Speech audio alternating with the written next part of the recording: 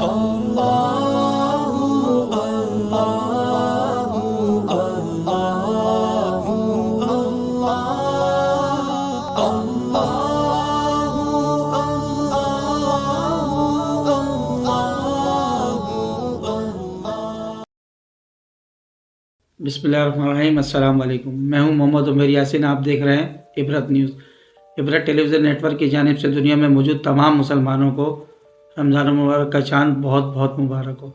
आज हमारे साथ मौजूद है मुफ्ती मोहम्मद तारिक साहब। आइए इनसे पूछते हैं वो कौन कौन से काम ऐसे हैं जिनसे बचकर हमारा रोज़ा महफूज रह सकता है। अस्सलाम वालेकुम मुफ्ती साहब, सबसे पहले आपको रमज़ान मुबारक का चांद बहुत बहुत मुबारक हो। वालेकुम सलाम रहमतुल्लाहि व बरकातुहू। आप हज़रात को भी बहुत बहुत मुबारक हो। मुफ्ती साहब, सवाल तो आपने हमारा समाप्त कर लिया होगा, बताएं वो कौन कौन से काम ऐसे हैं जिससे बचकर हमारा रोज़ा महफूज रह सकता है। जी, बहुत अच्छा सवाल किया आपने। मैं बहुत ही मुख्तसर तौर पे अर्ज़ करता हूँ कि देखिए, अल्लाह ताला ने रोज़े की जहाँ पर फ़र्ज़ियत का बयान फरमाया तो उसकी गर्ज़ व गायत कि किस लिए फ़र्ज़ किए, फरमाया लअल्लकुम तत्तक़ून, ताकि तुम मुत्तक़ी बन जाओ। तो भाई, मुत्तक़ी बनने के लिए कुछ काम करने की भी ज़रूरत है और कुछ कामों से बचने की भी ज़रूरत है। तो एक तो जितने भी फ़राइज़ और वाजिबात हैं वो सब रोज़े में पूरे करने हैं। रोज़े में नमाज की भी पाबंदी करनी है और रोज़े के अंदर जितने भी अहकाम हैं अल्लाह के वो पूरे करने हैं। और रोज़े में उन सारे गलत कामों से, जो गुनाह के काम हैं, मासियत के काम हैं, उनसे बचना है। कि रोज़ा सिर्फ़ ऐसा ना हो कि पेट का रोज़ा है, खाने पीने से तो हम रुक रहे हैं लेकिन और दूसरे गलत काम कर रहे हैं, चाहे वो हुकूकुल्लाह में से हो चाहे वो हुकूकुल इबाद में से हो। तो ऐसा नहीं होना चाहिए।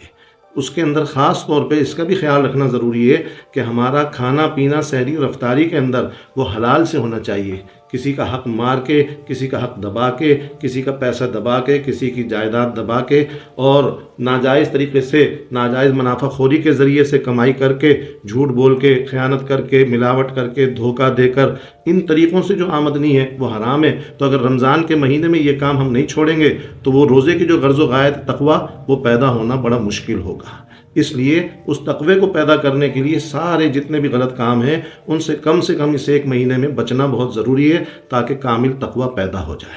अच्छा मुफ्ती साहब, ये बताएं कैसे रोज़ा टूटता है या नहीं टूटता। जी, बहुत अच्छा आपने सवाल किया। चूँकि लोगों को इसके बारे में बहुत सारी गलत फहमियाँ हैं तो ये मसला समझ लीजिए और जितने नाजरीन हैं वो भी समझ लें कि रोज़े की हालत में अगर गैर इख्तियारी तौर पर क़े आ जाए, चाहे थोड़ी आए या ज़्यादा आए, एक दफ़ा आए, कई बार आए, मुख्तलिफ औक़ात में आए, एक वक्त में आए, उससे रोज़ा बिल्कुल न टूटता है, न फासिद होता है, न मकरूह होता है, कोई फ़र्क नहीं पड़ता। इसलिए इससे बिल्कुल परेशान ना हो। किसी को कह आ जाए तो उसका रोज़ा नहीं टूटा, उसका रोज़ा बरकरार है। अच्छा मुफ्ती साहब, ये बताइएगा कि रोज़े में इंजेक्शन या ड्रिप लगाने से रोज़ा टूट जाता है। जी, ये भी बहुत ज़रूरी और अहम सवाल है। तो ये भी समझ लीजिए मसला कि रोज़े की हालत में चाहे इंजेक्शन लगाएं या ड्रिप लगाएं, और छोटी ड्रिप लगाएं, बड़ी ड्रिप लगाएं, उससे रोज़ा बिल्कुल नहीं टूटता। हत्ता कि फ़ुक़हाए किराम ने ये मसला लिखा है कि अगर किसी ने इंजेक्शन या ड्रिप ताकत के लिए लगाया, बीमारी के लिए नहीं, एक तो बीमारी के लिए इंजेक्शन होता है, बीमारी के लिए ड्रिप होती है, ताकत पैदा करने के लिए भी लगाई, और अगर उसको मजबूरी थी, ज़रूरत थी, कमज़ोरी पैदा हो गई थी और डॉक्टर ने कहा कि ताकत के लिए लगाओ, उससे भी रोज़े में कोई फ़र्क नहीं पड़ता, रोज़ा बिल्कुल नहीं टूटता। अच्छा मुफ्ती साहब, ये बताइएगा कि हमारी जो नौजवान नस्ल है, अक्सर ये सुनने में आता है, देखने में आता है कि जी अपने फैमिली को बोल देते हैं, वालदा को बोल देते हैं कि सहरी करके सो जाते हैं कि हमें रोज़े से 10-15 मिनट पहले उठा लिएगा। तो क्या ये रोज़ा हो जाता है या इसके बारे में थोड़ा सा। जी, ये आजकल बहुत हो रहा है और ऐसे बहुत सारे लोग हैं कि वो पूरी रात जागते हैं और उसके बाद सहरी करके वो सो जाते हैं और फिर वो कोई असर के बाद उठता है, कोई असर से पहले उठता है। तो देखिए, एक बात ये समझ लीजिए कि रोज़े की जो फ़र्ज़ियत है, अगर उसने रोज़े की हालत में खाया पिया नहीं, इज़दिवाजी ताल्लुक़ कायम नहीं किया, रोज़े की तारीफ़ क्या है, 3 चीज़ें छोड़ दी, खाना छोड़ दिया, पीना छोड़ दिया, इज़दिवाजी ताल्लुक़, तो रोज़ा हो गया। तो उनकी फ़र्ज़ियत तो अदा हो गई, लेकिन रोज़े की हालत में नमाज छोड़ देना, फ़र्ज़ नमाज छोड़ के फिर रोज़ा रखना, उससे ये होगा कि न रोज़े का सवाब मिलेगा और न रोज़े से वो फ़ायदा जो अल्लाह ने बयान किया है, तक़वा, वो भी पैदा नहीं होगा, वो भी हासिल नहीं होगा। और ये बहुत बड़ी बदकिस्मती और महरूमी की बात होगी कि रमज़ान के महीने में जबकि लोगों का रुझान नमाज की तरफ, मस्जिद की तरफ और इबादत और तिलावत की तरफ ज़्यादा होता है, आदमी रोज़ा रखकर नमाज से ही महरूम हो जाए, फ़र्ज़ नमाज से, तो ये बहुत बड़ी महरूमी है, बदकिस्मती है, इससे बचना चाहिए। اچھا مفتی صاحب یہ بتائیں کہ اکثر عموماً لوگ جو ہے کرکٹ کھیلتے ہیں سحری کے بعد، فجر کی نماز کے بعد، کوئی موبائل میں لگا ہوا ہوتا ہے، کوئی ڈراموں فلموں میں لگا ہوا ہوتا ہے، اس سے روزے پہ کیا اثر پڑتا ہے؟ جی جی، بہت اہم اور ضروری بات ہے کہ ہمارے ہاں دیکھیے کرکٹ کھیلنا کوئی گناہ نہیں ہے، وہ جائز ہے، لیکن کرکٹ میں لگ کر اپنی نماز کو اور اپنی عبادت کو بھول جانا یہ بہت بڑی بدقسمتی محرومی کی بات ہے۔ اور پھر دوسری بات کہ لوگوں کے آرام اور سونے کے وقت میں اس طرح کرکٹ کھیلنا کہ لوگوں کی نیند خراب ہو، لوگوں کو تکلیف اور اذیت پہنچے، یہ اسلام کی تعلیم نہیں ہے، نبی کریم صلی اللہ علیہ وسلم کا طریقہ نہیں ہے، اس سے بچنا چاہیے۔ دوسری چیز جو ہے موبائل کا غلط استعمال، اس میں غلط چیزیں دیکھ رہے ہیں اور غلط استعمال کر رہے ہیں، یہ تو ویسے ہی بغیر رمضان کے، بغیر روزے کے بھی حرام ہے۔ تو روزے کی حالت میں تو اس کی حرمت اور زیادہ بڑھ جاتی ہے، اس کا گناہ اور بڑھ جاتا ہے۔ اس لیے ہر قسم کے ایسے گناہوں سے کہ جس میں موبائل کا غلط استعمال ہو رہا ہے، غلط چیزیں دیکھ رہے ہیں، غلط چیزیں سن رہے ہیں، اس سے بچنا چاہیے۔ روزہ فاسد تو نہیں ہوگا، لیکن بدقسمتی اور محرومی ہے کہ روزے کے ثواب سے اور تقوی سے محروم ہو جائے گا۔ تو اس لیے آخری کی جو طاق راتیں ہیں اس کو خاص طور پر عبادت میں بڑے اہتمام کے ساتھ گزاریں۔ ہمارے ہاں آخری طاق راتوں کو بہت بے دردی سے ضائع کیا جا رہا ہے۔ لوگ بازاروں کا رخ کر لیتے ہیں، مارکیٹوں کا رخ کر لیتے ہیں، اور ایسا محسوس ہوتا ہے کہ مارکیٹیں اور بازار زیادہ آباد پر رونق ہیں اور مسجدیں ویران ہونا شروع ہو جاتی ہیں۔ تو یہ ہمارے لیے بہت بڑی بدقسمتی ہے۔ طاق راتوں میں خاص طور پہ سب کو، مردوں عورتوں کو عبادت کا اہتمام کرنا چاہیے۔ اچھا مفتی صاحب اعتکاف کے بارے میں بتائیے گا کہ اعتکاف میں ہماری آج کل نوجوان نسل جو ہے بہت زیادہ شوق میں بھی لوگ بیٹھتے ہیں اور ویسے بھی بیٹھتے ہیں، تو اس میں یہ دیکھا جاتا ہے کہ وہ فضول باتوں میں وقت ضائع کرتے ہیں یا موبائل میں وقت ضائع کرتے ہیں، ان کے لیے کیا میسیج ہے؟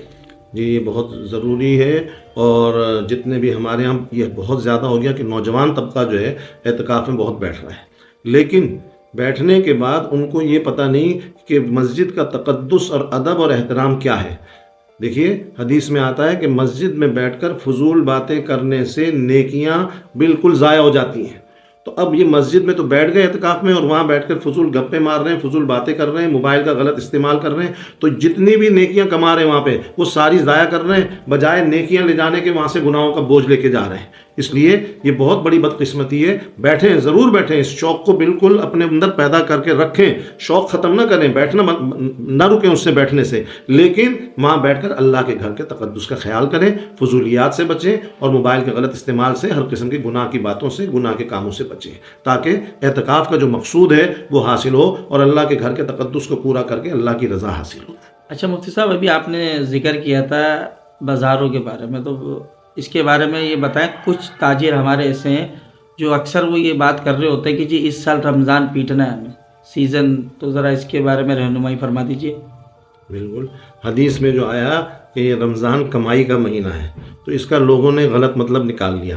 ہمارے دکاندار بہت سے تو اچھے لوگ ہیں، لیکن کچھ لوگوں نے اس کو صرف اور صرف دنیا اور پیسہ کمانے کا مہینہ سمجھ لیا، اور وہ دنیا کمانے میں ایسے لگے ہوئے ہیں کہ ان کو نہ روزے کی فکر ہوتی ہے، نہ نماز کی فکر ہوتی ہے، نہ تراویح کی فکر ہوتی ہے، اور وہاں پر وہ سب کچھ بھول کر صرف پیسہ کمانے کی دھن میں، اور وہ کہتے ہیں یہ رمضان لوٹنے کا اور پیٹنے کا مہینہ ہے، وہ اپنے کمانے میں لگے ہوئے ہیں۔ تو بھائی اگر اس طریقے سے اللہ کو ناراض کر کے اس مہینے میں اور روزے کی بے حرمتی کر کے، رمضان کی بے حرمتی کر کے، نمازوں کو چھوڑ کر، فرائض کو چھوڑ کر اگر ہم کمائی کریں گے تو اس کمائی سے کوئی فائدہ نہیں، نہ اس میں خیر ہوگی، نہ برکت ہوگی، نہ رحمت ہوگی۔ یہ مہینہ برکتوں کا ہے، رحمتوں کا ہے، اور اس کا طریقہ یہ ہے کہ اس میں خوب عبادت بھی کریں، ٹھیک ہے، جائز حلال طریقے سے کمائیں، اس میں کوئی گناہ نہیں ہے، لیکن اس میں اللہ کے احکام کا جو ہے خیال رکھیں۔ اللہ نے خود قرآن میں جو فرمایا نا، اپنے خاص بندوں کی تعریف کی، رجال اللہ تلہیم تجارت ولا بیع عن ذکر اللہ واقام الصلاۃ وایتاء الزکاۃ۔ اللہ نے فرمایا کہ اللہ کے جو پیارے محبوب بندے وہ ہوتے ہیں کہ جب وہ تجارت کرتے ہیں، خرید و فروخت کرتے ہیں، تو ان کی تجارت ان کو اللہ کے احکام سے، نماز سے اور روزے سے غافل نہیں کرتی، زکوٰۃ سے غافل نہیں کرتی۔ یہ اللہ کے بندے، یہ نہیں کہ کاروبار میں لگ کر سب کو بھول گئے، اللہ کے حکام کو بھول گئے، یہ اللہ کے بندے نہیں، اور یہ غلط مطلب نکال رہے ہیں، اور اس طرح اپنی دنیا کو بھی خراب کر رہے ہیں اور آخرت کو بھی خراب کر رہے ہیں۔ اچھا مفتی صاحب بہت شکریہ، آپ نے اپنے قیمتی وقت میں سے ہمیں ٹائم دیا اور ہماری رہنمائی فرمائی۔ جی ناظرین، ہمارے ساتھ موجود تھے مفتی محمد طارق صاحب۔ امید کرتے ہیں آپ کو ہمارا پروگرام پسند آیا ہوگا۔ ملیں گے کسی نئی ویڈیو کے ساتھ، تب تک کے لیے اللہ حافظ۔